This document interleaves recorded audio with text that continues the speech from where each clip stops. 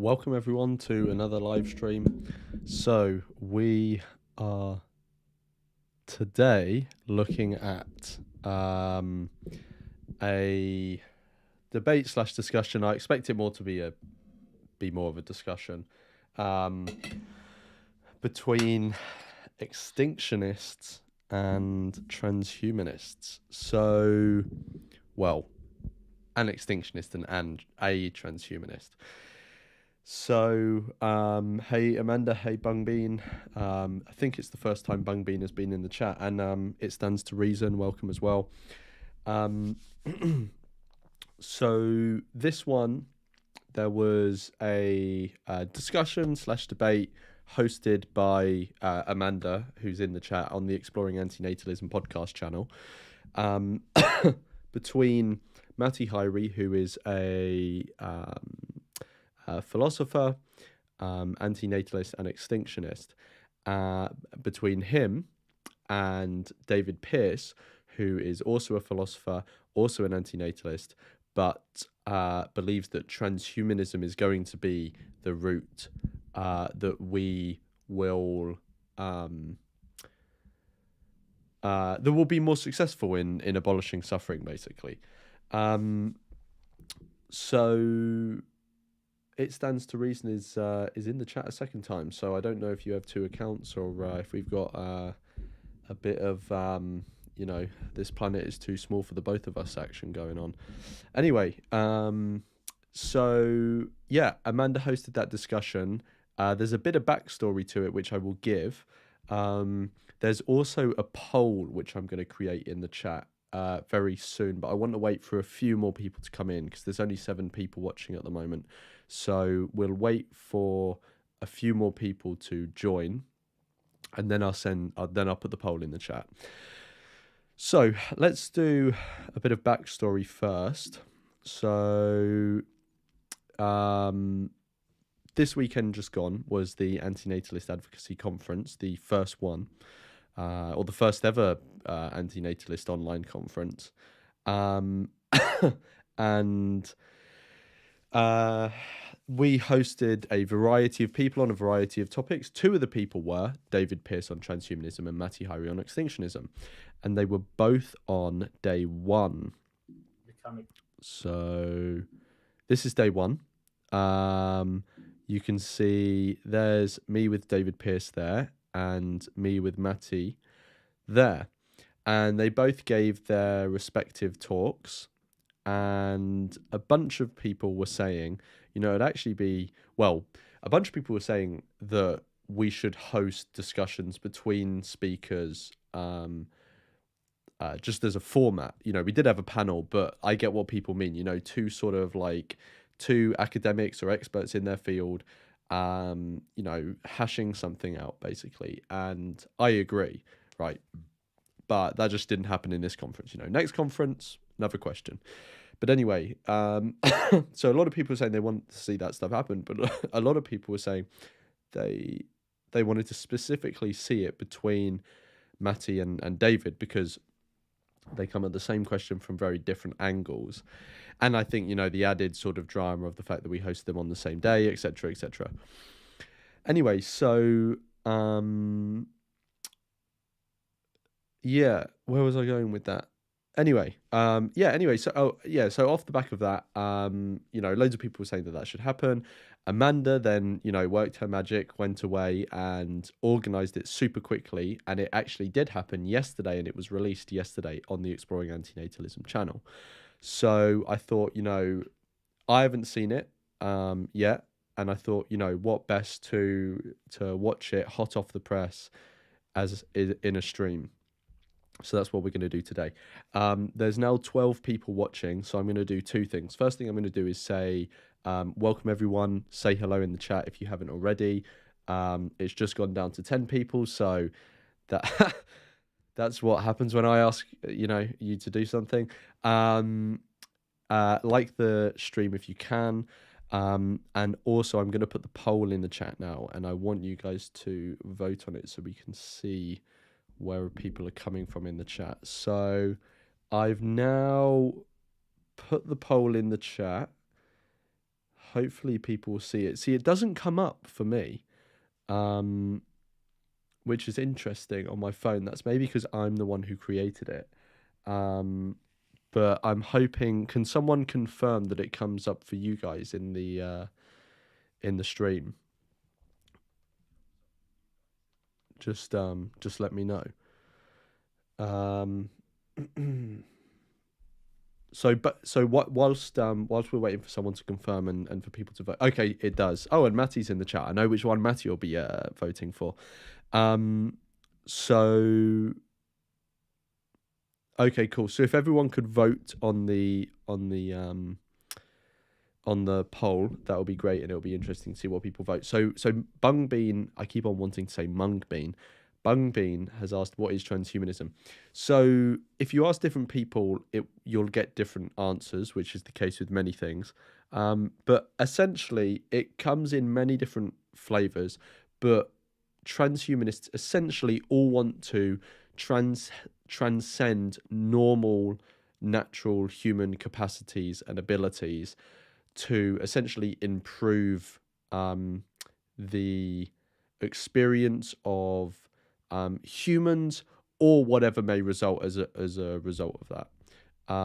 So this includes genome reform, the use of technology, that sort of stuff. To be honest, I think they'll probably explain it a bit in the debate. If you want to get a full lowdown on what transhumanism is, then watch the first day of the conference, and David Pearce talks all about it. Cool. Okay. Well, I don't think there's anything else really for us to do or go over before we actually start. So I'm gonna end the poll. So if you haven't voted, vote now. I will leave it for another 20 seconds for people to do that, and then we're going to finish the poll. And then I think once I end the poll, it should show up the results, which will be interesting. I can kind of see the results already, but not fully. So okay, I'm gonna end it, because otherwise I'm just fannying around. All right, end poll. Okay. So 8 people voted. That is a poor turnout. There are 12 people in the chat. Oh dear. Also, welcome to the chat. Does and sold out as well. So 75% of the people in the chat said they're on Team Extinction, and 25% said Team's Transhumanism. Now, I should have actually specified what I mean when I say what team you're on. Now, people would have interpreted that differently. What I meant by that is like what avenue is actually most likely to work. But oh well, we've done the poll now, so we can move on. Okay, all right. Well, that was just a bit of fun with the poll, or fun for some anyway. Now let's have a look at the actual debate/discussion. So, first thing to say is I've actually cut out the intro because it has music in it, and I know Amanda, obviously, you wouldn't have any issue with music that yourself and Matty have, well, I think Matty made it, right? But like, it's on Amanda's videos and stuff anyway.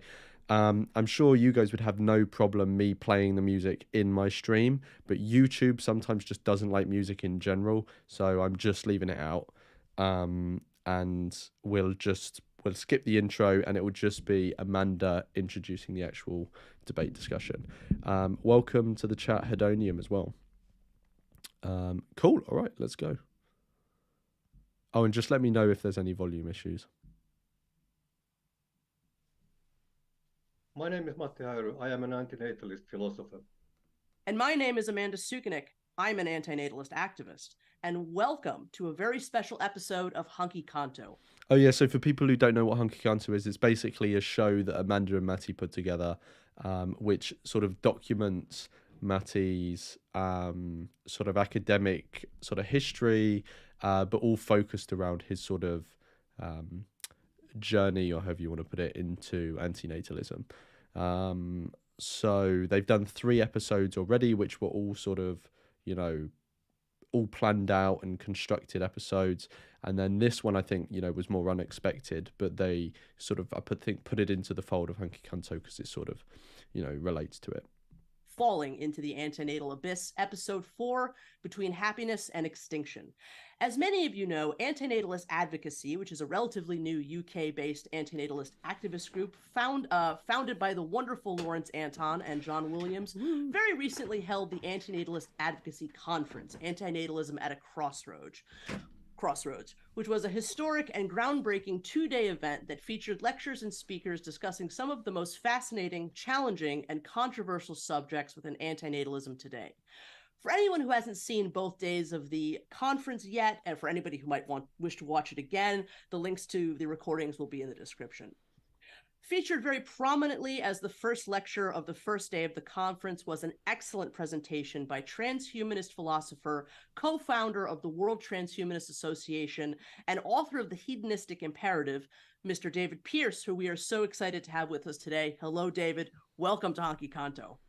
And featured later that same day of the conference was a lecture defending Extinction by Professor of Philosophy at Aalto University School of Business, author of many works on the subject of antinatalism, including the upcoming book, Antinatalism, Extinction, and the End of Procreative Self-Corruption, and my co-host here on Hunky Kanto, Matti Häyry. Welcome, Matti. Thank you very much. Gentlemen, thank you both so much for joining me today. After the first day of the conference, audience members had a Discord hangout to discuss the event, and participants enthusiastically and unanimously expressed a desire to see the two of you speak with one another and discuss your opposing viewpoints. I never thought we would manage to make this a reality so quickly, and needless to say, I am simply delighted that this has come to be a reality. The question of if antinatalists should choose the path of bioengineered bliss or extinction is without question one of the most controversial and hotly debated subjects in all of antinatalism. And I know for a fact that I'm not just speaking for myself when I say that seeing something like this happen is a real dream come true. So truly, thank you to both of you so much for agreeing to have this very important conversation with one another. Though I occasionally may pose a quick question or comment, my plan is to interject as little as possible into today's discussion. And so now, without further delay, Matti, I hand the floor to you. Thank you, Amanda. I would like to start by saying that despite the talk about a great debate after the meeting, the conference there, this is not a great debate. This is an open and Yeah, my thumbnail definitely plays into that. But, you know, you've got to do what you've got to do for YouTube. honest exchange of ideas between David Pierce and me, Matti Häyry, to find out what we think about antinatalism, happiness, and extinction. Now, Amanda Sukenik is presiding, making sure that the temperature does not exceed that of a polite conversation, not that it's good, but just in case we have the police officer in there. The conversation is tentatively built around 3 talking points that I have prepared and shown to David before this live meeting. And David, would it be all right that we proceed based on them? And would you like to say some opening words? Yes. Although this is framed as a debate, I am an antinatalist, and if I thought that antinatalism could bring about the end of suffering and the horrors of Darwinian life, I would be a hard antinatalist. In practice, I'm only a soft antinatalist, and the reason is essentially the nature of selection pressure, that people like us are not going to be spreading our genes to the next generation, whereas other folk, not least religious believers who think they have a sacred duty to go forth and multiply, they will be the ones who spread their genes. And any solution to the problem of suffering, it's got to be both technically and sociologically feasible. Just one point before we go on to the debate. essentially, I think we have a duty to all of sentience, not just humans, but also non-human animals, that natural selection is this horrific engine of suffering. And if humans somehow were to disappear tomorrow, then unimaginable suffering would continue for hundreds of millions of years. So any solution to the problem of suffering shouldn't just focus on humans. Thank you very much, David. And now that you, in that summary, answered all my questions, let's go to these questions and let's answer them one by one and perhaps in some more detail.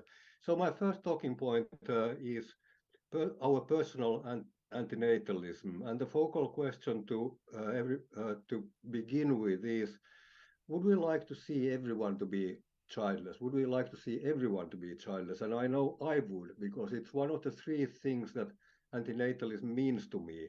Uh, it means that I don't have children, I don't intend to have children, and I would be pleased if everyone acted like me in that respect. You will notice that I'm not using the Immanuel Kant language of will or whatever. I'm just saying that I would be pleased if everybody acted like me in this one. But it seems to me, and I may be wrong and I will be corrected if I. So before Matty goes on, I'm going to try and guess David's answer. So I'm going to guess that he would say, like, in theory, yes, he would be happy, but he also thinks that that we need to pursue some sort of remedy to the issue of wild animal suffering, which again itself is not an antinatalist. That is not inherent to antinatalism as an issue, but it's an issue that many antinatalists care about, and is uniquely, and it has a sort of a unique relationship, that issue, with antinatalism, because there doesn't seem to be any other ethical issue, that if you solve that one, it completely pushes aside the other issue of wild animal suffering. There are other ethical issues that people would want to solve, whether they be abortion or veganism or the right to die or some other ethical issue. If all of those were realized, if anyone who held an opinion on any of those, if their opinions in how the world should be pertaining to those were realized, it wouldn't leave wild animals out in the dark, but antinatalism would. So I think that's why antinatalists particularly talk about this issue, even though it isn't inherently part of antinatalism. The same, like, antinatalists inherently, always talk about abortion, always talk about right to die, stuff like that.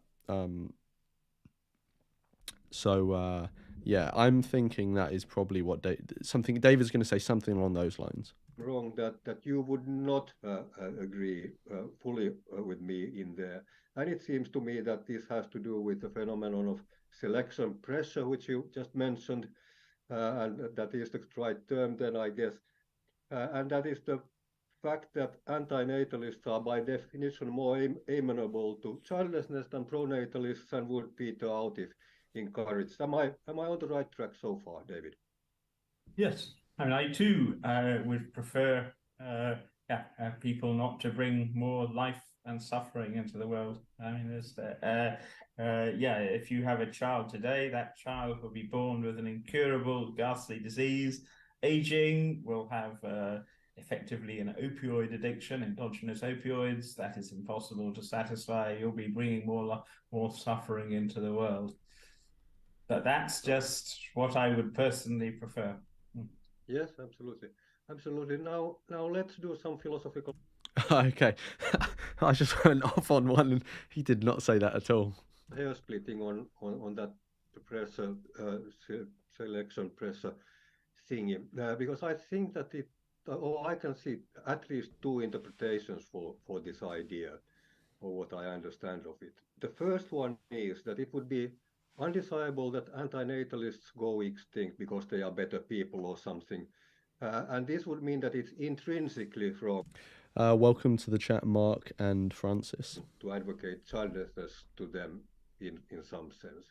But secondly, it could be an instrumental argument that our only hope for humankind voluntarily going extinct is to wait until antinatalists outnumber pronatalists, and then we democratically decide not to have any more children. I think I've seen a manuscript arguing this a couple of weeks ago. So in this case, it would be instrumentally a mistake to encourage antinatalist abstinence for now. Is one or the other of these what you mean, or is it something completely different? Yeah, essentially, I would urge people individually not to have children, but my words would, for the most part, just fall on deaf ears, that a majority of people, for evolutionary reasons, want to have offspring, involuntary childlessness. Yeah, and also it's like it'll fall on deaf ears, but some like there's like if you communicate antinatalism to someone, there is a group of people who obviously are already antinatalist. There's a group of people who are not antinatalist but will be receptive to that. But there's another group, right, that would be receptive to transhumanism. And I think what David is saying is that group is much larger. It includes antinatalists, or many antinatalists. You know, those Venn diagrams overlap. It also overlaps with the Venn diagram of people who would be receptive to antinatalism. They may be also receptive to transhumanism, but there will also be many natalists who are receptive to transhumanism. And essentially you can build a broad church and work together with people who you disagree fundamentally on the sort of evaluation of life, but you can agree on the sort of technologies or capacities you would pursue. Because, you know, most transhumanists, my understanding is that most transhumanists are natalists,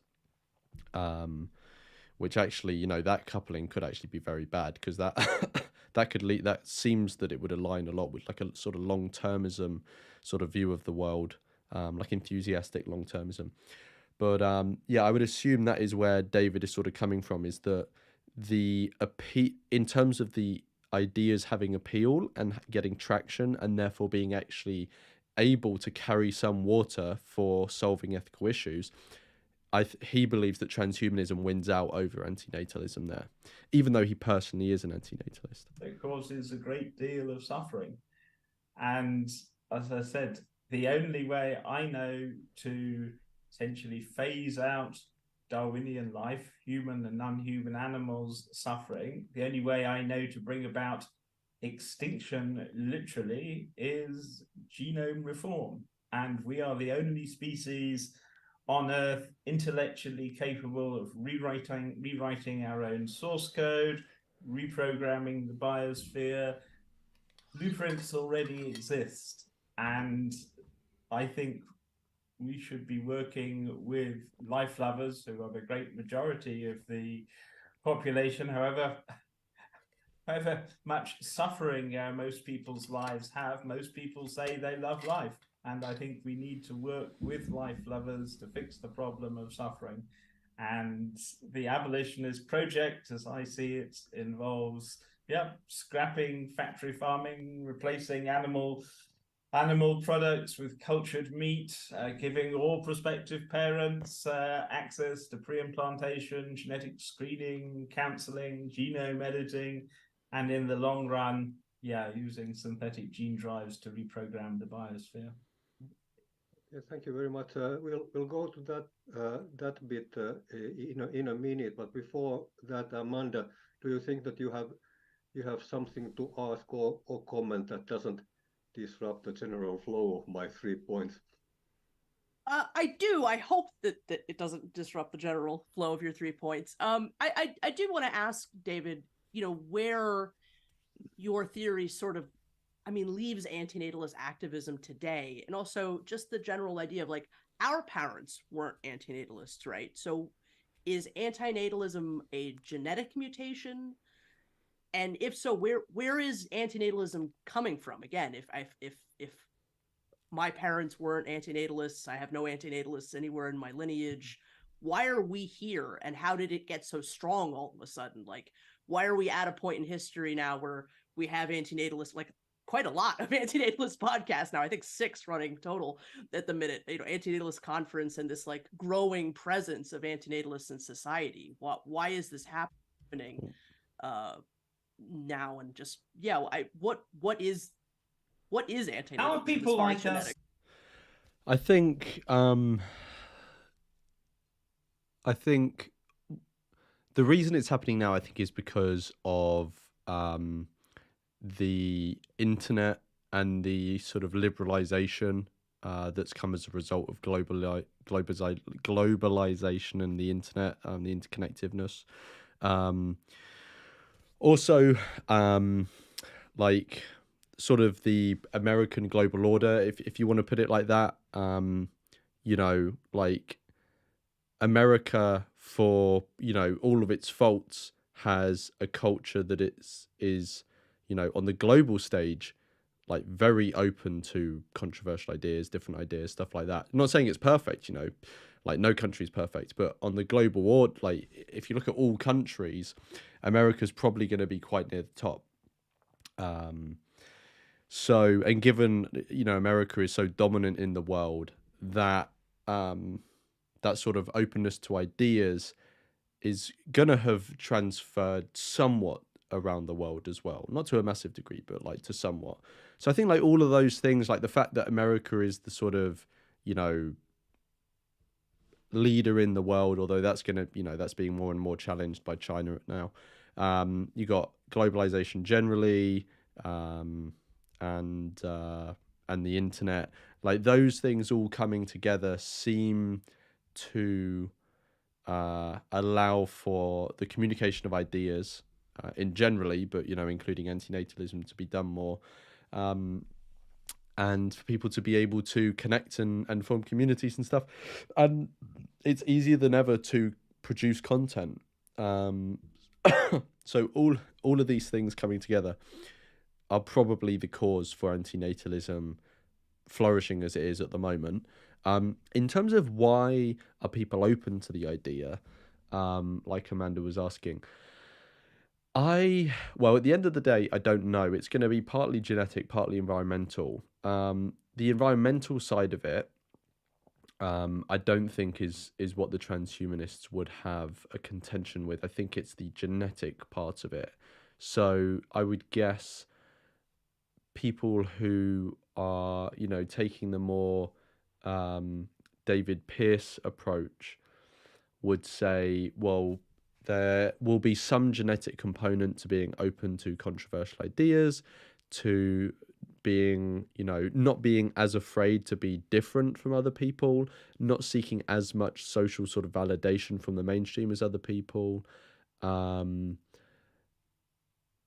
Perhaps also not having as strong a drive to have children, although that's not always the case because I had a very strong drive.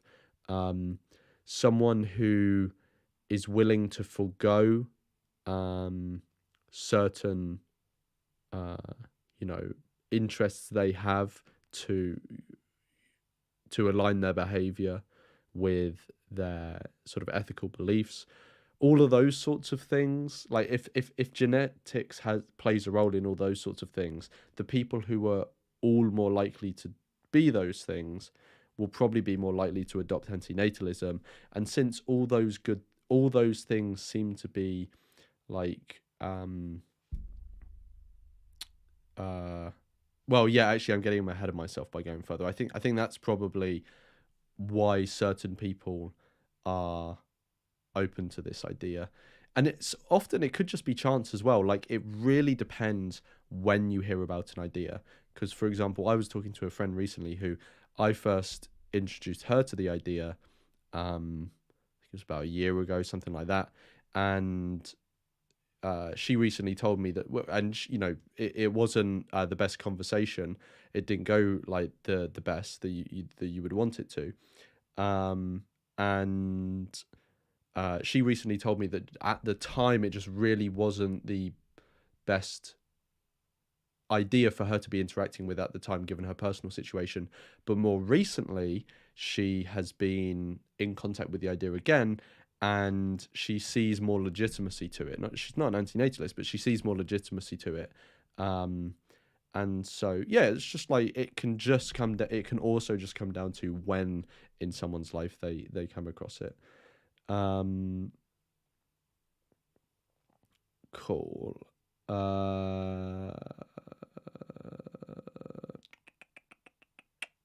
Okay, cool. Let's continue. How are people like us possible? Essentially, as far as I can tell, depression, low mood, is in many circumstances fitness enhancing. Keeping one's head down, depressive realism, low mood, depression seems to be an adaptation to group living. Non-social animals, they may suffer, but there's no indication that they get depressed. And yeah, hundreds of millions of people, very, very large minority, hundreds of millions of people worldwide are clinically or subclinically depressed. And sometimes depression can be extremely fitness enhancing. It leads to some forms of cognitive superiority, so-called depressive realism. And yeah, it's not as though evolution has been selecting for antinatalism, but as a byproduct of selecting for this conditionally activated predisposition to low mood. Yes, some people become antinatalists. Some people try to take their own lives. Some people just plunge on. That's interesting because, like, out of all the antinatalists I have met and interacted with and asked how they became antinatalist, I don't think I've, and again, I will have, a biased sample, but just like from my personal experience, like, I can't remember many of them citing being depressed.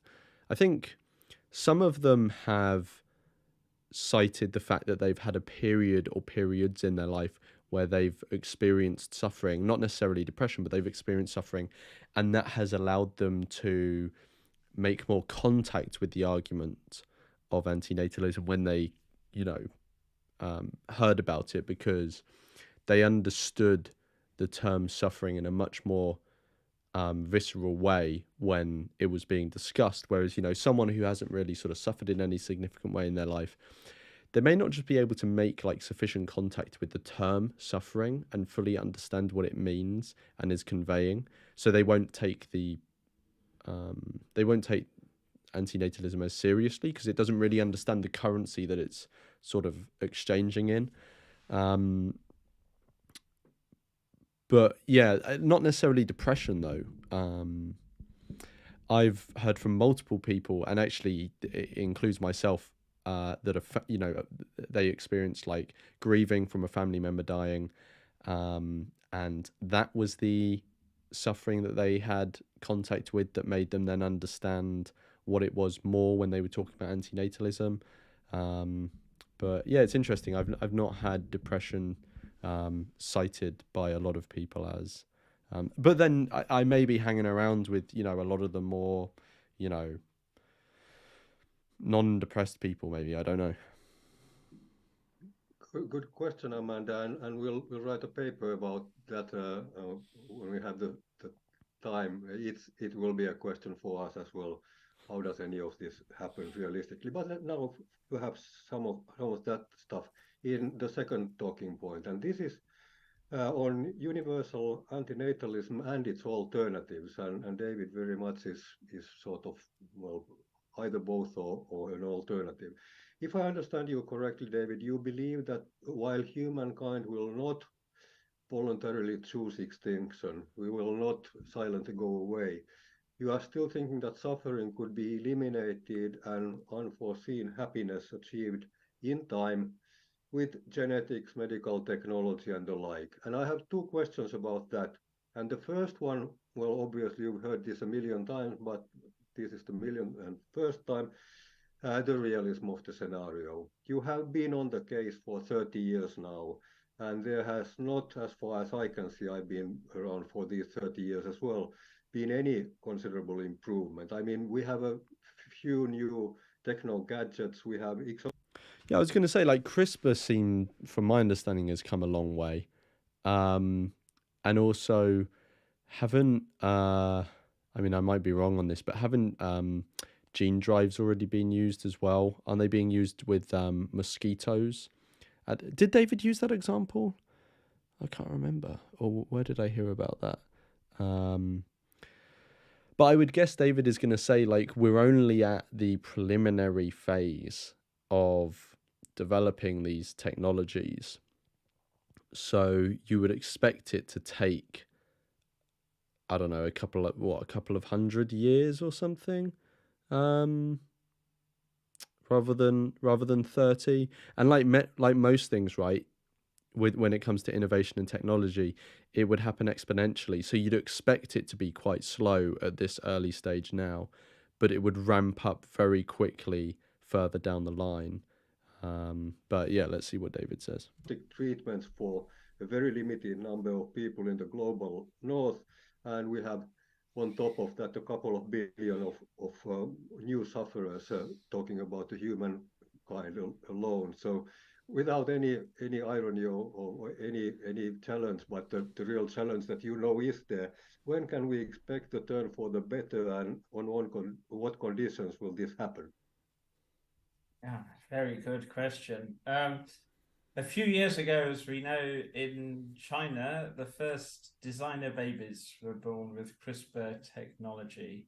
And I thought it possible, and it seemed possible at first, that China would claim the credit and we would be on the brink of a reproductive revolution of designer babies. In practice, these babies were conceived in extremely unfortunate circumstances. The cover story was HIV resistance, given that the mutation in question improves cognition in animal models. The scientist in question was probably trying to create designer smart babies. As we know, China squashed this experiment, and so the reproductive revolution has been postponed. Nonetheless, in the past, 30 years?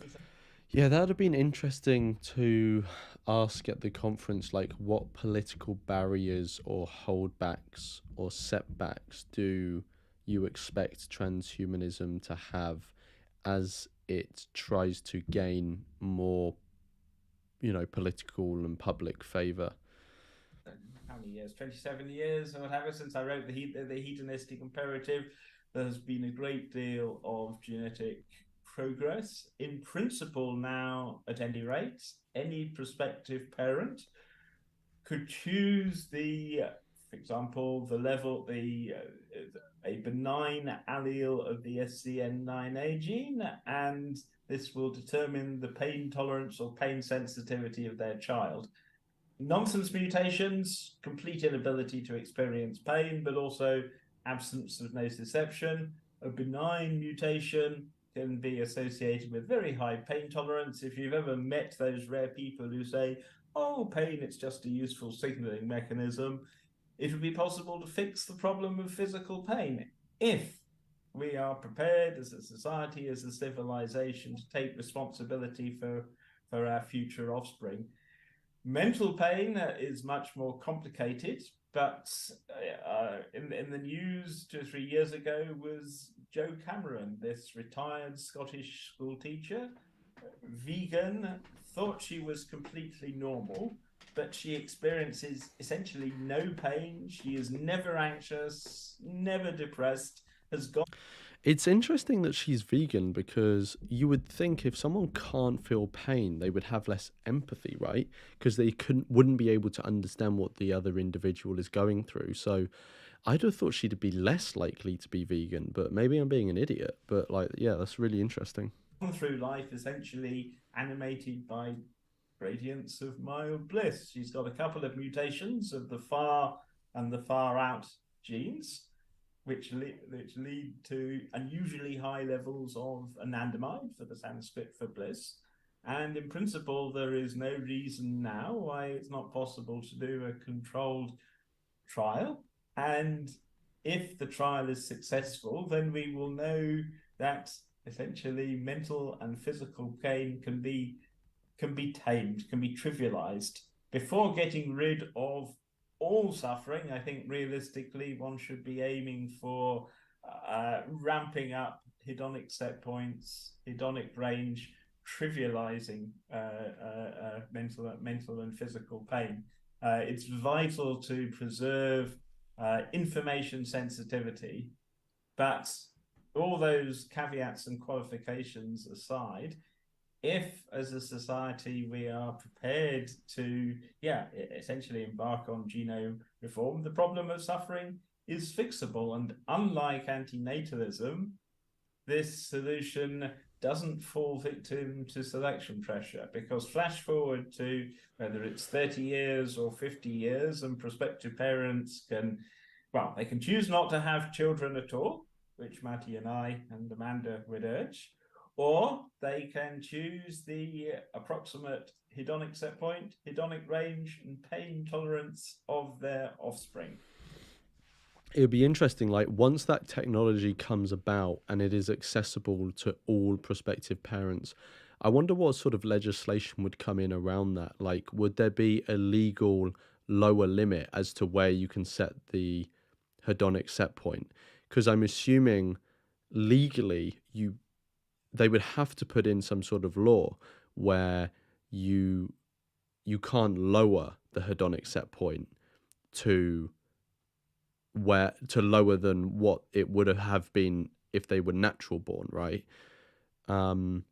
But if prospective parents are going to have a particularly depressive child, would they be legally obliged to raise the set point, the hedonic set point?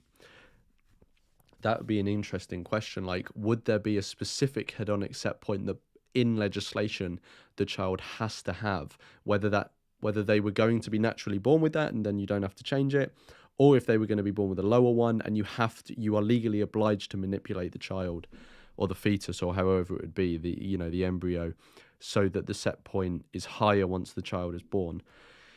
That's interesting. It would be interesting to talk to David about that, actually. Like, what would the legislation look like, or the expected legislation look like around transhumanist technologies? Because if I was in a government when this technology was available, I think unless I'm overlooking a really big blind spot, you'd have to be a big bellend not to enforce something like that, right? Like, you'd have to put in some legal requirement for a certain hedonic set point. I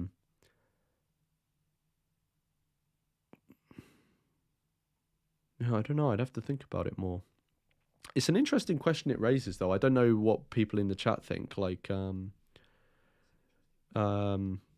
what do you guys think? Put in the chat. Do you think, like, if this technology actually did come about and you were able to, safely, reliably, and in a widespread fashion,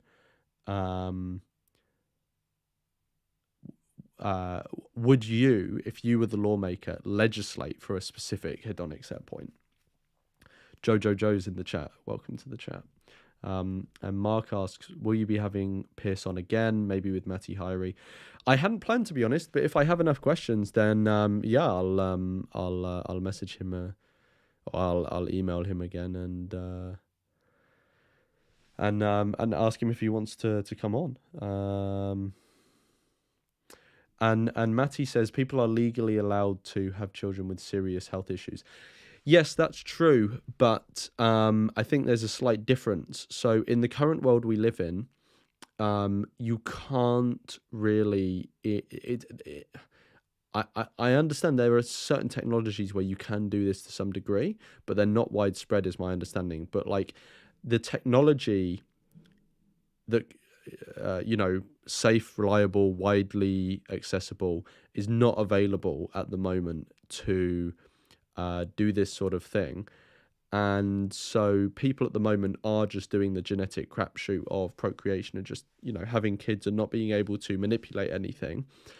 And if someone were to put the same sort of legal barriers in someone's way, right, to prevent people from having children with serious health issues, then this could very easily slide into a form of government tyranny. But if you have a technology that is very simple and safe to use, like a screening, which I'm assuming, and I'm assuming this is, I don't actually know how practically the technology would work that David's talking about, if it would be invasive or if it would be very simple. But if it's a very simple technology, then I don't see legislating manipulation for the child's benefit being as intrusive as the sort of restrictions would be to be able to restrict people from from people having children with serious health issues today, if that makes sense. Like the amount of government restriction and imposition seems like it would be a lot less from my understanding, but again, I'm not an expert on these technologies.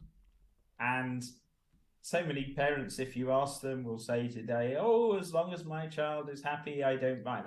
They say that's their overriding concern. I'm quite skeptical. A lot of parents are extremely ambitious for their children, but nonetheless, no parent, and I think that's a very strong statement, no parent wants to have a depressive child. And over time, one can imagine intensifying selection pressure against a lot of amnestia. And okay, you know what I'm going to do now is because there are enough people. Let me just change this. Because there are enough people now, because there's 32 people watching, I'm going to do another poll so we can vote on what team people are on. Because last time we only got 8 votes, and that was not a good enough turnout. Okay.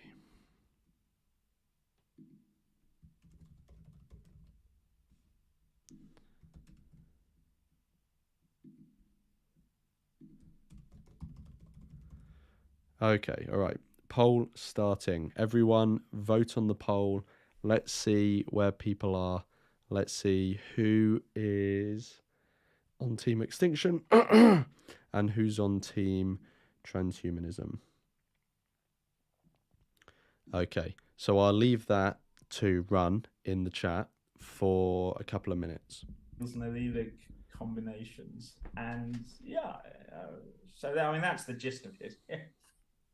Thank you very much.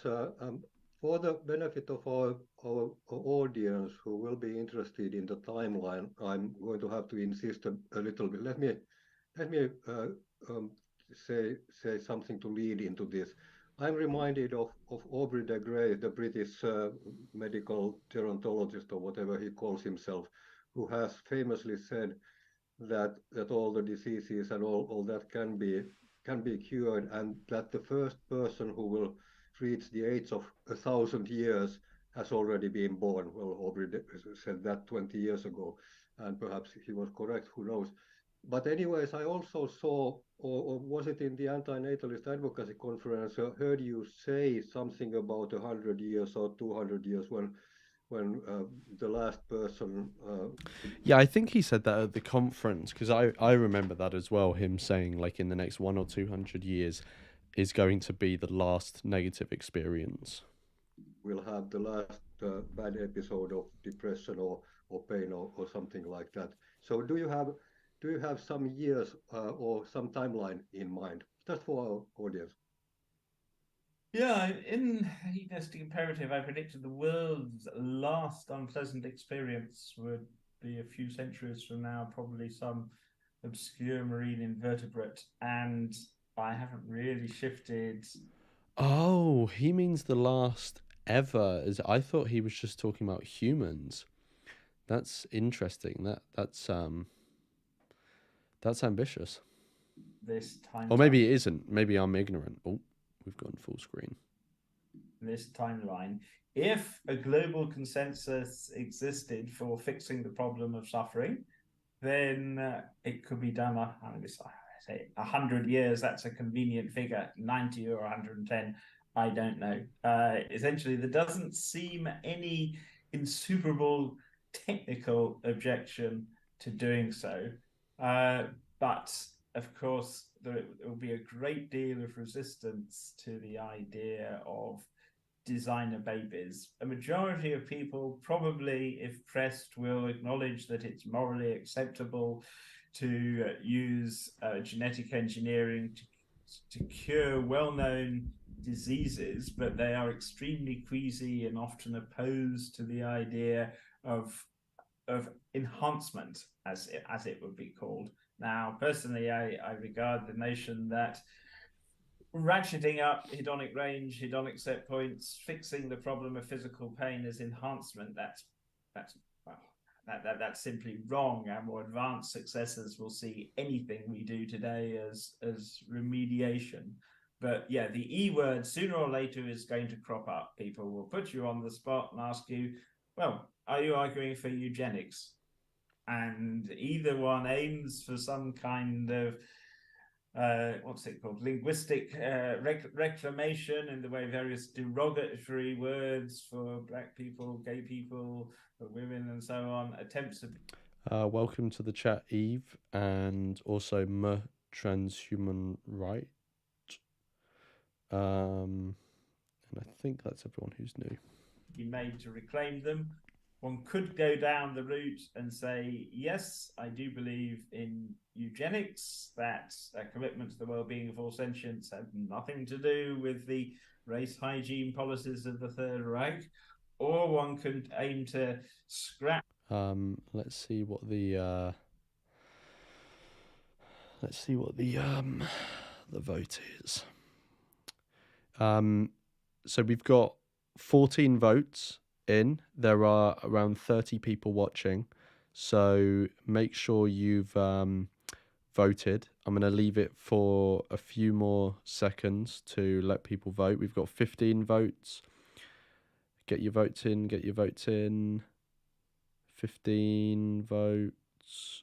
Okay, right, well, you've had your chance. Okay, so ending poll. So we got just under double the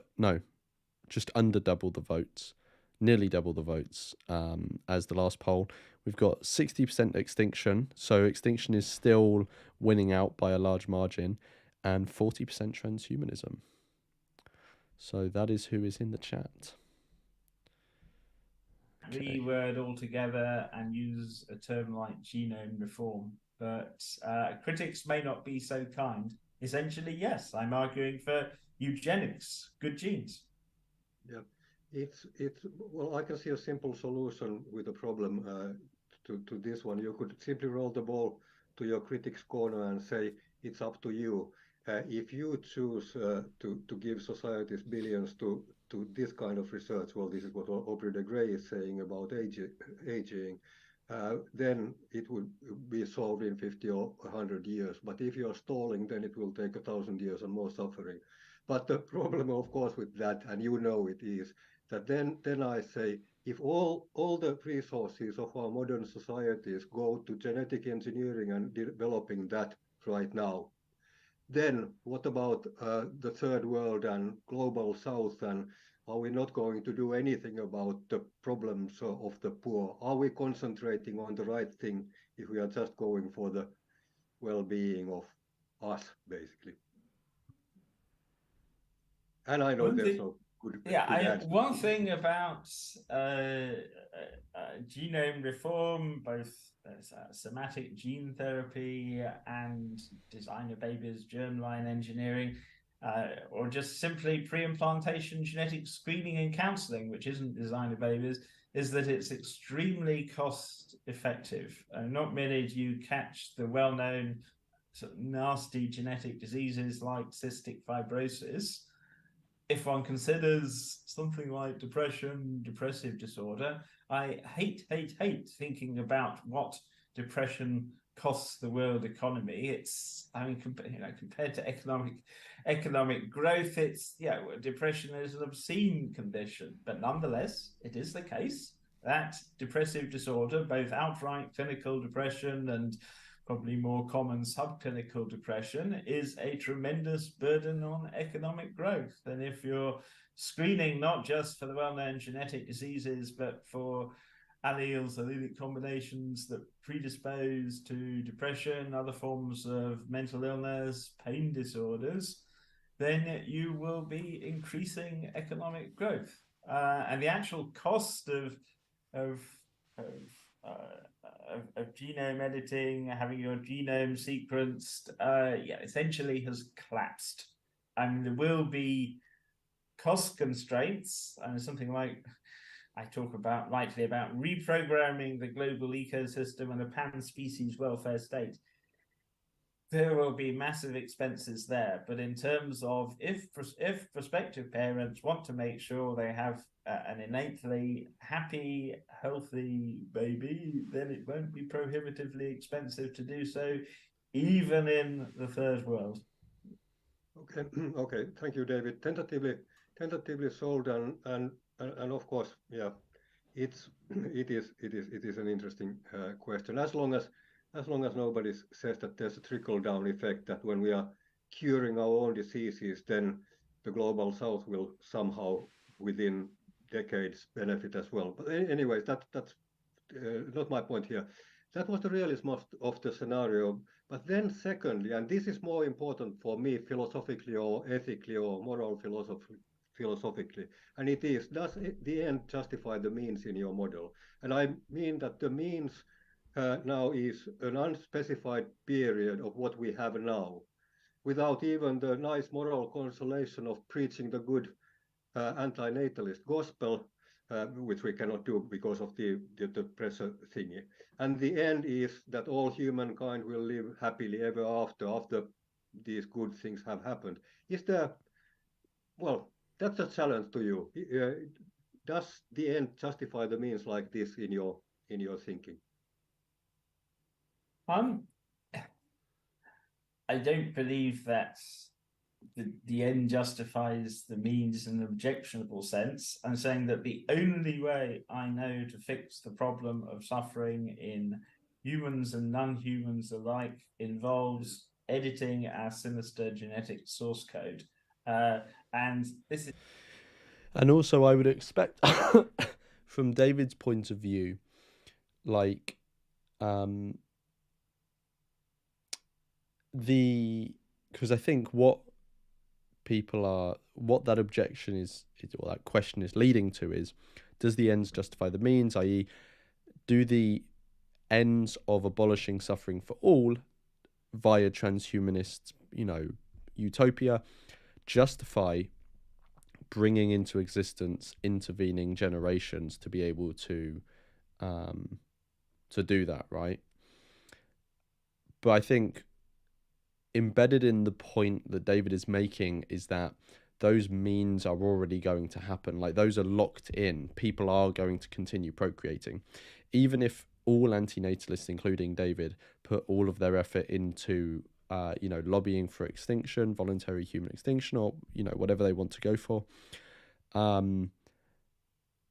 people will keep procreating. That's like a sort of key foundation to his point, right? So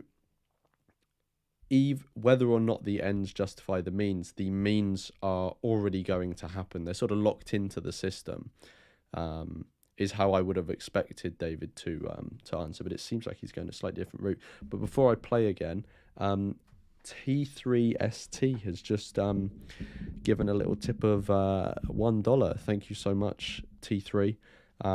It all goes to helping cover the costs of the channel. There are more than you would expect. But thank you so much, and all of the support is really really appreciated. Top legend. As I said, my prediction is it's going to take centuries.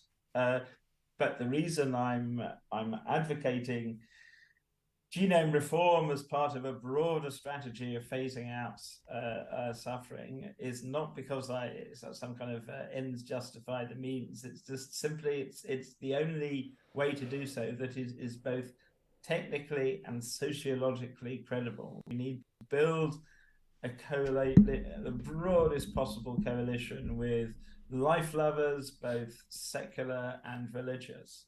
And it came as a bit of a shock to me, but a majority of people, if you ask them right now, will say, yes, they're happy. I mean, a very large minority will say they are depressed or unhappy, but for evolutionary reasons, yeah, essentially, nature produces a very large number of optimists too.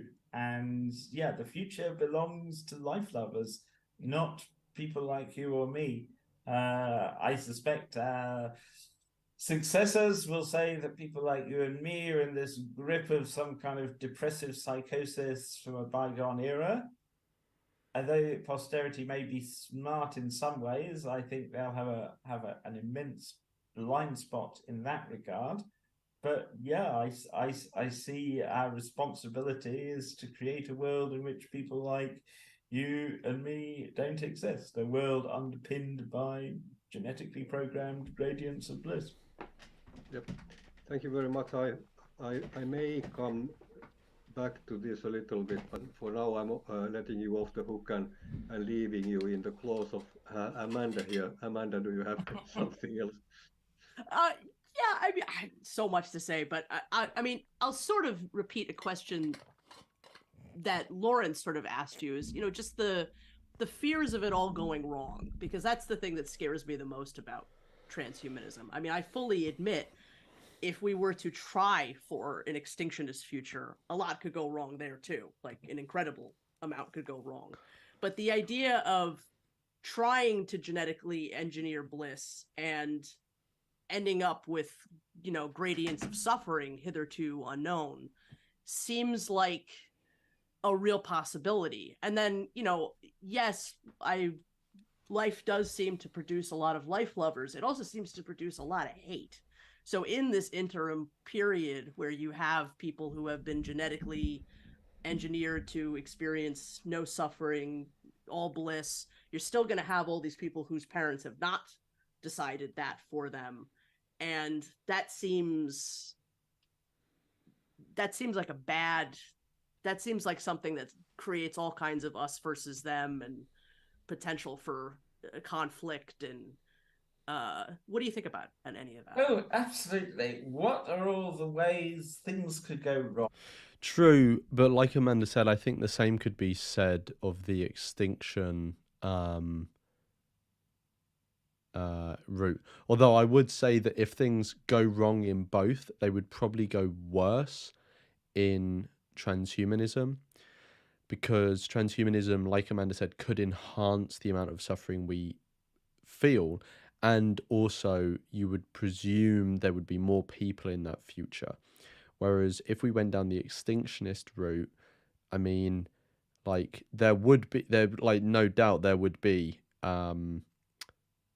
a civil war over it, if it got if a movement got big enough, and there was like extinctionist parties, and they were trying to legislate so that people who had kids who were like severely taxed or something like that, there would 100% be like violence in the streets over that. So not that I think that's ever going to happen, but yeah, I think it goes both ways. I think both angles will create, like the transhumanist one and the extinctionist route. They would they would both have their big issues and their divisiveness and all that sort of stuff. Where does one start? But as I'm sure we'd all agree, or everyone here today, all children are genetic experiments. And if you, as most prospective parents do, if you consider it ethical to conduct these unplanned, untested genetic experiments, is it good or bad to roll the genetic dice? Should one try to load the dice in favor of your children? And although I said countless things can go wrong, but even today, if someone has a nonsense mutation of the SCN9A gene, they simply can't feel pain. Unfortunately, the nonsense mutations also abolish nociception, so this is not what I'd argue for as a transhumanist. But yes, whereas some complex traits like intelligence are modulated by goodness knows how many thousands of alleles, it may well be that a handful of genetic tweaks can essentially fix the problem of suffering. I mean, I've mentioned so far only 3 genes. It may well be that ensuring that offspring have benign alleles for simply those 3 genes essentially defangs suffering. I've been talking a lot about genome reform. Before reforming the rest of the animal kingdom, the first thing we need to do is to shut and outlaw the death factories. Factory farming, slaughterhouses, absolutely monstrous evil. In practice, rather than a moral argument alone, animal agriculture is going to be phased out thanks to cultured meat and farm-free animal products over the next few decades. Yeah, that's going to be vital too. A lot of people would assume that wild animal suffering, of which there are an unspeakable amount of wild animal suffering, that this problem is intractable. After all, if you help non-human animals in nature feed starving herbivores in winter, you get a population explosion followed by more suffering. But blueprints now exist for compassionate stewardship of the whole of nature. One can use fertility regulation, cross-species fertility regulation, herbivorize predators. If you want to spread, and this is very counterintuitive, if you want to spread happy genes, low pain genes across an entire species, it is in principle technically feasible to do so, and quite cheaply too, even if the mutation in question would normally carry a fitness cost to the individual. And this sounds completely ecologically, scientifically illiterate, but that is the astonishing power of gene drives. Normal process, Mendelian inheritance, but gene drives are now allow us to cheat the laws of Mendelian inheritance, ensure all the offspring, rather than just 50%, receive the desired mutation. Gene drives are first going to be used to defeat vector-borne disease in Africa. If you can ensure all Anopheles mosquitoes that reproduce have a single gender, you can drive the species to extinction. But it will also be possible to use synthetic gene drives to modulate everything from population sizes to pain tolerance to happiness, and do this for hundreds of thousands of species. Right now, this probably sounds, well, it is. It's astonishingly technically ambitious and not sociologically viable. But hundreds of millions, I don't know how many biblical literalists are there in the world? Many millions of religious believers believe in the literal truth of the Bible and the book of Isaiah, this vision of a world where the lion and the wolf lie down with the lamb. If and when we are ready to create a happy biosphere, we have the technical tools to do so. The level of pain and suffering and happiness is going to be an adjustable parameter. Thank you, Amanda. Good question, and thank you, David. Very thorough answer. And now we are ready to move on to talking point 3. So to remind you, the first one was on our personal antinatalism. The second one was about the alternative, the happy, the hedonistic imperative. And now the third one is approaching on extinction. And first, to summarize our main differences, and I will just list them first and then we'll go through them one by one. You would not like to see all human reproduction end, while I would like to see all human reproduction end. You see happy making technology as a solution. I don't see happy making technology as a solution. You do not include human extinction among your desired ends. I do include human extinction among my desired ends. And all that makes you a slightly gloomy optimist and me a weirdly cheerful pessimist uh, for whatever that's worth. But so let's go through these one by one. So I said that you would not like to see all human reproduction end. Correct or incorrect? Well, I think that's putting it quite simplistically, right? Because obviously he would, but he would also like to see, like he just doesn't think that's practical, right? And I think he already answered this earlier in the discussion. Like he wants to see all reproduction end. It's just he doesn't view that as practical. But we'll see what he says. So long as humanity took it upon itself to phase out all reproduction in nature too, so effectively Darwinian life died out, this would eliminate the risk of suffering recurring again. But trouble is, this is utopianism, and there's a real risk Boom. Yes, I got it exactly. of alienating people who are potentially friends and allies. So obviously one can conduct all kinds of utopian thought experiments, but I think personally that it's much more fruitful to focus on technical ways to fix the problem of suffering, and in so doing, in the long run, one is going to be bringing about human extinction.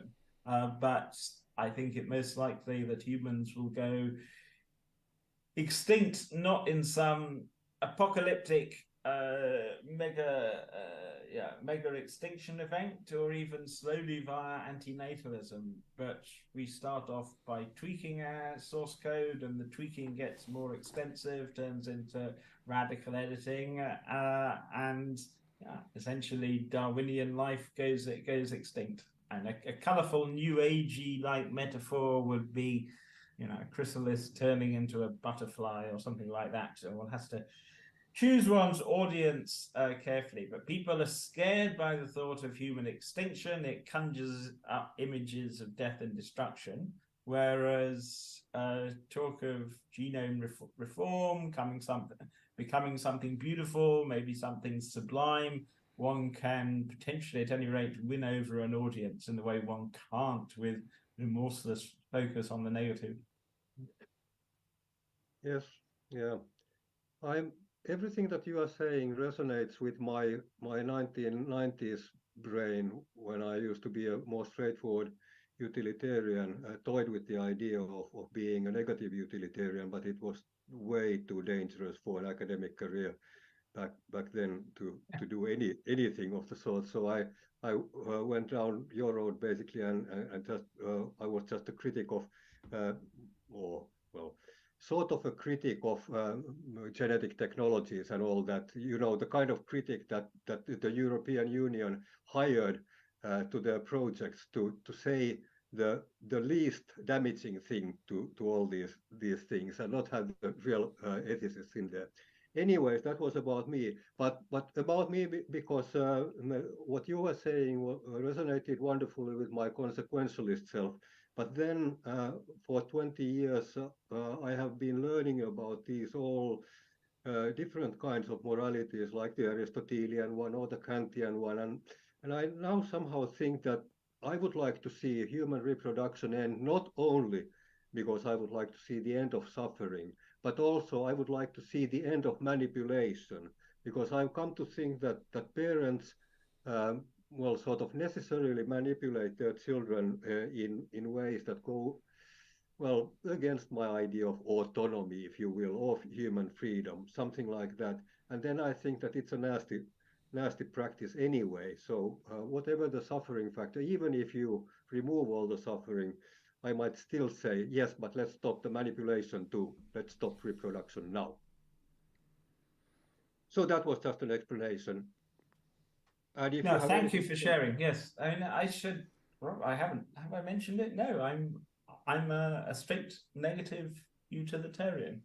But on strict negative utilitarian grounds, I believe one, for example, should uphold in law the sanctity of life, not because I literally believe life is sacred, but because I think it probably leads to better consequences, or at least less terrible consequences in the long run if one just like one relies on one's doctor. And I'm sure some chronic pain specialist will be thinking my patients would be better off dead, but nonetheless one doesn't want doctors bumping off patients without their permission.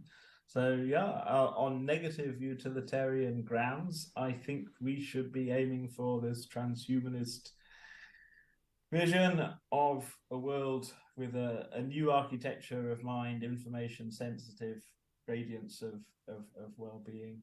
So I mean, it can sound paradoxical, but as far as I can tell, the Benatarian extinctionist, hard antinatalist position, it's always going to be marginal. I'm sure you found it in your own career. There's a lot of people, they're not engaging with you. They simply... Just quickly stopping because we've had a donation with a little message. I won't say who it's from in case they don't want them their name read out, but thank you so much for the support. It really helps cover the costs of everything. So they say, how can antinatalism be made more attractive to conservatives and right-wingers?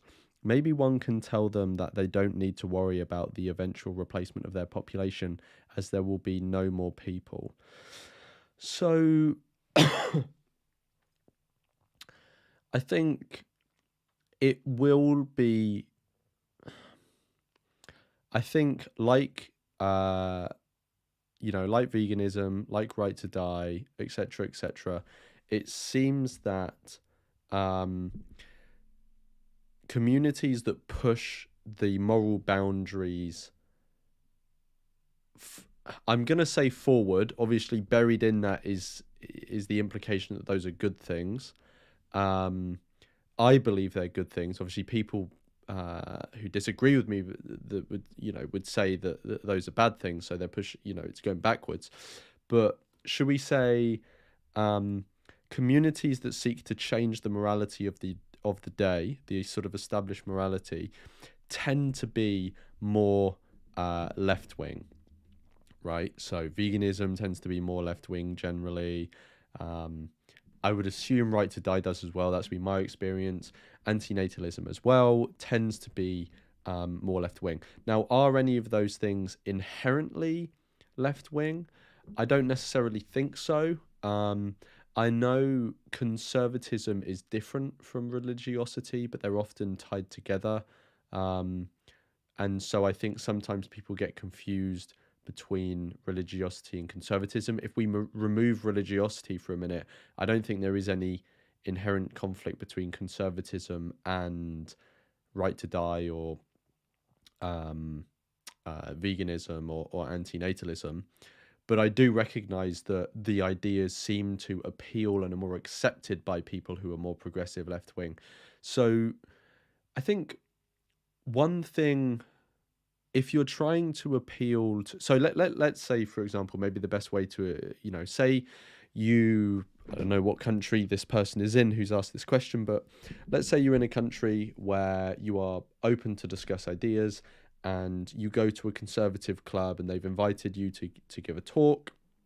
Maybe you contacted them and said, look, there's this talk I think would be, I want to give at your club or whatever. And so you've got a conservative audience and you want to present antinatalism in such a way that they feel less alienated or they are more susceptible, more agreeable to it or whatever. I think it's going to be difficult to do that regardless of who you're talking to, just because the idea is so controversial. So no matter what happens, you're probably going to get a significant rejection rate anyway. But to make it more palatable to conservatives, I think, well, I'm not sure if there is a specific way, to be honest, because none of the. I'm just trying to think. Like, for me, when I present antinatalism, I don't think it has any left or right bias, or it appeals to either more or less.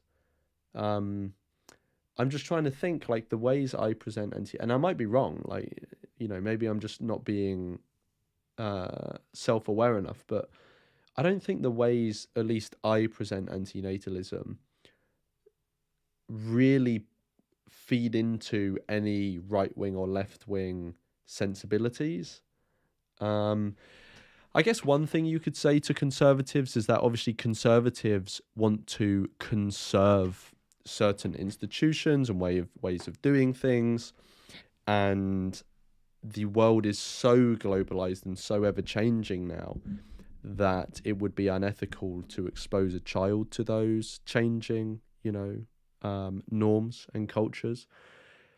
But that in itself is kind of self-defeating, because by the act of not having the child, if all conservatives did that, or it was heavily adopted by conservatives, that would itself change the culture and the situation and the norms. So I'm not sure. It's interesting. Let's what might be interesting actually is let's ask ChatGPT. Give me a conservative argument for antinatalism. Okay, a conservative argument for antinatalism could be rooted in concern about personal responsibility and the preservation of traditional values. Conservatives often prioritize personal responsibility and the preservation of societal values. Okay, yeah, so it's going the same route I did. From this perspective, one could argue that choosing not to have children is a responsible decision that aligns with conservative values. Here's how that argument might unfold. Personal responsibility. We can all understand what it's saying there. Preservation of traditional values. Some conservatives may argue that raising children in a world with rapidly changing values and uncertainties could threaten the preservation of traditional beliefs and customs. True. Economic stability. From a conservative fiscal standpoint, concerns over overpopulation and the strain it places on resources might align with the principles of efficient resource management. Maintaining social order. Antinatalism could be presented as a means to maintain social order and stability by avoiding potential future conflicts arising from resource scarcity, and other stuff. That's interesting. To be honest, it's an interesting one.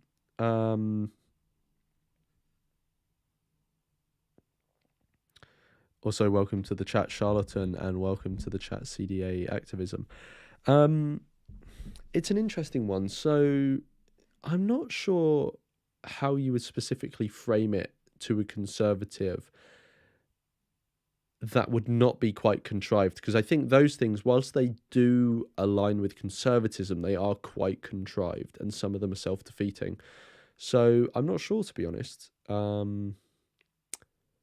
But also, at the same time, if someone asked me to make an argument that was specifically engaging with progressives, that would also be, well, okay, well, one thing you could do with both sides, conservatives and progressives, is you could say, you should be antinatalist. Welcome to the chat, Heartborn. How are you doing?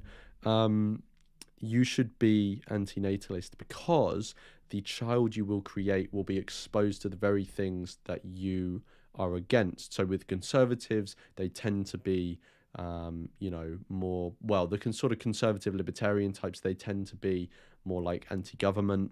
So you could say you're exposing your child to government intervention and tyranny. And to the progressives, they're more, they're more concerned with like discrimination and, the isms. So you'd say, that if you create a child, they're going to be exposed to those things, or they may even be perpetrators of those things. So that's also one way you could take it as well. But yeah, I don't know. What do people think in the chat? How would you, if you were presenting antinatalism to a conservative audience, how would you present it? One thing I would do is I would keep it right on the ethics. I wouldn't mention the environment or anything like that. I wouldn't mention the fact that, you know, the benefits of child-free lifestyle or anything like that. One, because obviously antinatalism is different from child-free, but also, especially in the current climate, like Western conservatives are quite like skeptical of child-free. But yeah, I would keep it very much. I would keep it very much like on the ethics. Don't stray off into other things. Definitely with conservatives, because I found with conservatives on animal rights, if you stray onto anything about health or environment, they instantly get triggered. But I have found, at least in the UK, quite a lot of conservatives are very sympathetic to veganism and animal rights if you specifically talk about the ethics, because I think they do understand, like they really believe in individual autonomy and individual rights, which, you know, obviously it's easy how you get from that to veganism. So yeah, but they often don't buy into the, you know, oh, meat is bad for health, and they often think that, you know, environmentalism is like, oh, the green agenda, all this sort of stuff. So yeah, I'd say keep it on the ethics. But yeah, what are people saying? Maybe say, look how woke and liberal the world is. Why bring people here? Yeah, exactly. Yeah, I can't think of any way other than appealing to their biases and hatreds, and I'm not doing that. Lol. Yeah, cool. Right. Well, I hope the person who sent in that donation, thank you so much for the support, and thank you for your question. That is actually a very good one, and it's an interesting one. It would actually be interesting for an academic to write a paper on that, or anyone, to be honest, if someone runs a blog or anything like that, to discuss like how can antinatalism be presented to conservatives. Switch off, and I don't know. I could be wrong, and yeah, I think hard antinatalists, extinctionist antinatalists need to come to terms with the nature of selection pressure. And there's another factor too, in that a lot of people have come to antinatalism because either they themselves or a loved one has suffered from chronic pain or depression or both.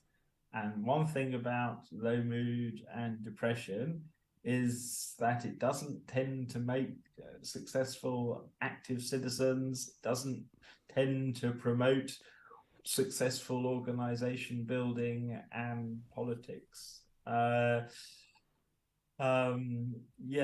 I mean, this doesn't by itself. This, as I said, some people will just say reflexively, "Oh, you're just depressed." I know some non-depressed antinatalists, but nonetheless, if you do look at antinatalists worldwide, yeah, a lot of us have at some time or other in the past, sometimes today, suffered a great deal in their lives.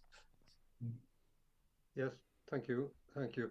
I think that in this newly found antinatalist philosopher role that I have, I learned that I'm an antinatalist 2-3 years ago by reading it on the internet that Matti Häyryson is a famous antinatalist. What is antinatalism? I said.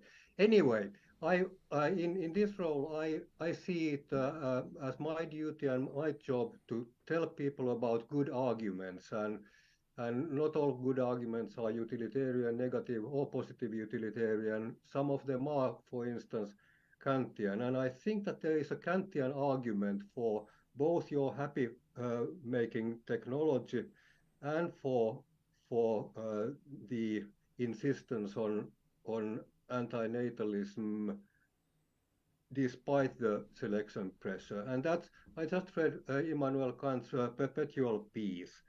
And one of the points that he was making was that although perpetual peace may sound like a really UFO idea and never to be achieved any point, it's still a moral politician will not say this out loud because it will become a self-fulfilling nasty prophecy that the perpetual peace would have been possible perhaps, but now these politicians, these immoral politicians are making it impossible by saying that it's impossible. So that would be a point for your happy technology, and it would be a point for antinatalism, despite the fact that then there will be fewer antinatalists in proportion.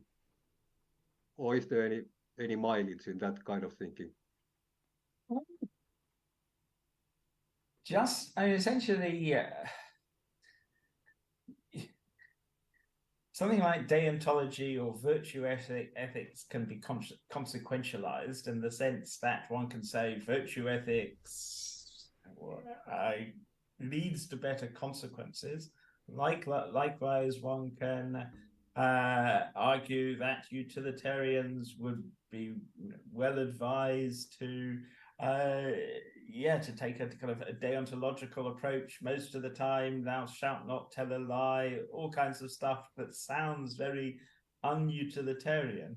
But although I tend to be a head in the clouds kind of person, I would really like to get back to the question of practicalities. Is one arguing for extinctionist antinatalism because one thinks morally it's the right thing to do on a personal level, or does one think that it's really going to be possible to have a plan to extinguish all human life and indeed all Darwinian life on Earth? And I haven't come across any realistic scenario, detailed scenario that plots out how human extinction or the extinction of Darwinian life is going to come about via antinatalist means. Yes, I do think that there is something of the ends justify the means consequentialism in you. I'm very familiar with that because I've basically believed in that idea all my life, but I'm just trying to wriggle out of it somehow, and I have come across this term prefiguration. So what I do, my means are aligned with the ends already, and so my factual argument to you is that with your happy making technology, you are making more people, more sufferers to end suffering at the end. Whereas I am the pure prefigurative one by not having children, thereby using the means that are already the ends. Does that resonate with you in any way? In one sense, it resonates, but I think one needs to see beyond kind of personal purity. That by not having children and not bringing more suffering into the world, one fulfills one's ethical responsibilities in a personal sense. But as I was touching on earlier, it's not going to fix the problem of suffering. And I think we need to be practically focused. And there are all kinds of ways now, all kinds of technologies that in principle, at any rate, allow us to phase out and eventually end suffering, make it physically, physiologically impossible. And I don't know how long it will take. I said my best guess is it will be centuries. I could be optimistic. It could take thousands. It could take thousands of years.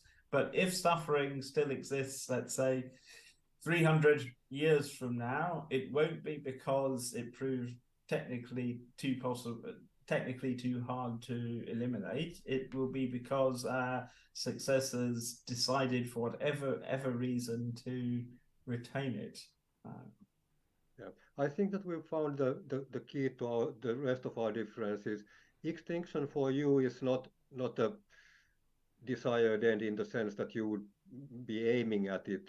For me, it is. I seem to be extinctionist more than an antinatalist. So Amanda, make a note. Matti is not an antinatalist. We have to change the Hankikanto beginning. and it explains your gloomy optimism, and it explains my cheerful pessimism and what have you. But the real difference was what you just said, that I'm thinking now of my personal purity, and I'm thinking that as long as I'm pure, then everything is fine, fantastic. And you are thinking of humanity. Good for you. Amanda, do you have something to say before we go to the end? Yeah, I mean, on the subject of manipulation. So in a world of engineered bliss, we have these humans who can experience suffering. This is a manipulative choice that these procreators have made for these beings. So my question is, in addition to the removal of suffering, would we also be removing something intellectual? Like, would they not understand that this was a manipulation of their beings? And my, like, to what extent would we have to historically remove evidence of concepts of antinatalism that might, implant the concept of procreative manipulation into them? I mean, I wonder a lot what they would do with a concept like that. And if they wouldn't be able to understand this concept, is there something not sort of slightly, I don't know, perverse about that? I don't know exactly what word to use. It's sort of similar to like knitting while the house is burning down around you, or like smiling while you're being eviscerated. I just see the creation of those kinds of beings as not justifiable, all because everything seems to be sort of predicated on procreators will suffer if they're not allowed to do this. And I just sort of sometimes feel like maybe you're giving up on antinatalist advocacy a little too fast. Like, can we not? Are there any? Do you think that there's any ethical means of preventing people from having children? I guess that's another piece of my question here. I mean, what if we made people pay the full cost of what it is to actually produce a child? I mean, what if we produce? Well, I'll let you go ahead. I mean, tens of millions of people worldwide suffer from involuntary childlessness. People will go to quite extraordinary lengths to reproduce. There are cases in India of people in their 70s having twins. Though on a personal level, as I said, I advocate antinatalism. I think the only long-term solution is genome reform. And the question I would ask both Amanda and Matty, do you think having children is inherently wrong, or is it wrong only because it will cause suffering? I mean, as you were touching on this question of autonomy in a world based entirely on genetically programmed gradients of well-being, is it ethical to bring new life into the world given one is not bringing new suffering into the world? One is bringing this being into existence without prior consent, and yet the being in question, the child, when it is, he or she is. So for me, if we're talking in a practical sense, I can think in theory of times when I would be like indifferent to creating someone, but in a practical sense, I would always think that it's better not to create them, because even if you do reach the end stage of what David is proposing, sort of like, no negative experience, all of that sort of stuff, I would still encourage people not to reproduce in that environment, because like you don't know like if that environment is going to be sustained forever. Like there's always risk involved, even if you remove the sort of axiological asymmetry side of it, because there's no harm involved, there's no pain. The risk argument still stands for me. So well done there, Matty. You've constructed an argument that withstands the test of transhumanism. But yeah, I mean, even under transhumanism, the axiological asymmetry isn't reversed or anything. It goes to neutrality then. There's not a reason to create people, But as far as the axiological asymmetry goes, there's not a reason not to create them, because the suffering, the harm is gone.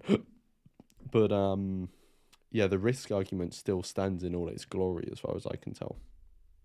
Is created. Happy people find life self-evidently wonderful. It's not a cerebral thing. Essentially, the happier you become, the more meaningful life seems. And I don't regard ethical natalism as an oxymoron, a contradiction in terms as it is today. Unfortunately, this scenario is currently sci-fi. I think, sadly, that a world without suffering is going to be centuries away.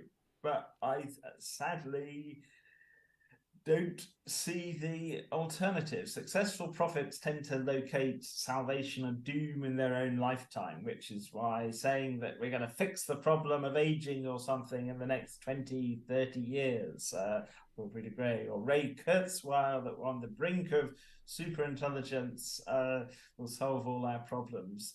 That's a good, I mean, I accept both gentlemen in question actually believe this scenario, but sadly, I can't say that I think it's going to happen this century within the lifetime of the audience. I think it's, yeah, it's yeah.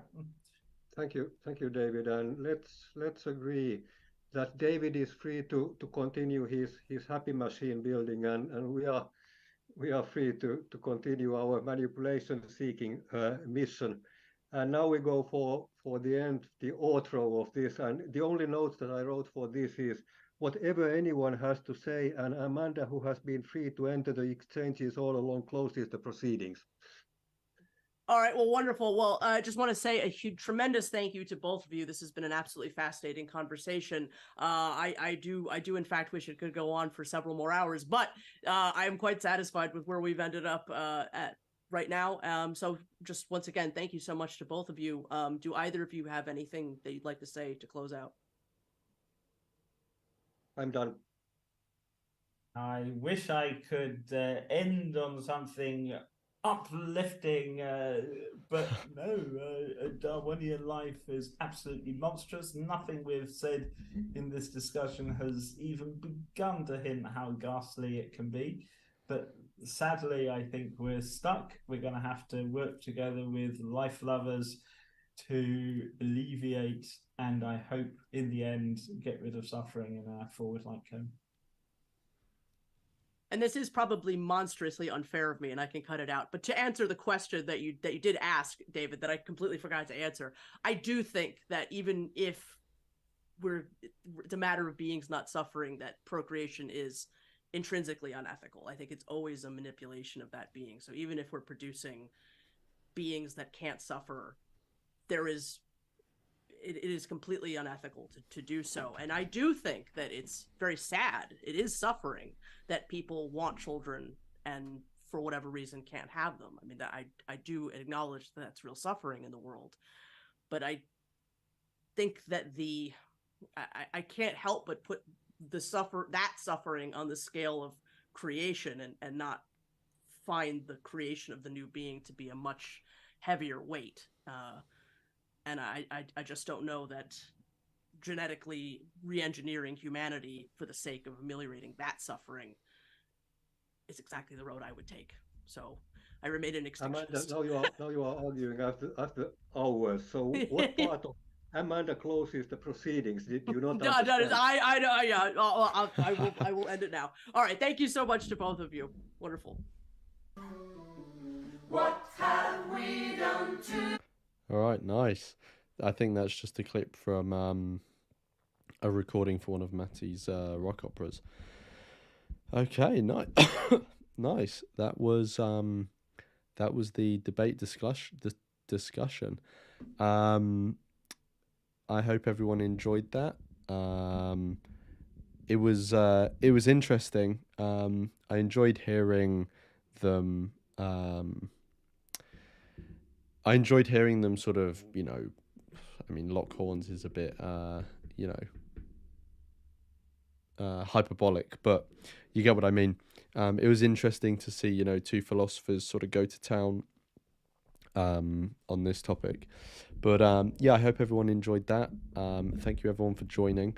The next stream I'll probably do will be sometime next week, I think, and it'll likely be having a look at a new conversation that Raphael Samuel has had.